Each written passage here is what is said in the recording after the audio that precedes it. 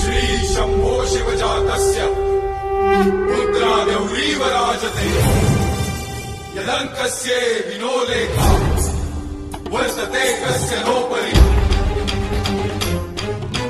साध होऊनी भवानी आईचा पुरंदरी जणू प्रचंड दुर्ग जन्मला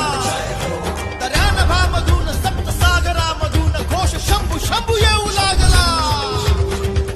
तरी हळवा शिववा समान वासतो मायभूमी ध्यास श्वास भगव्यासी मानतो धर्मशील शौर्यपती आसनास छत्रपती केसरी अतुल्य शोभा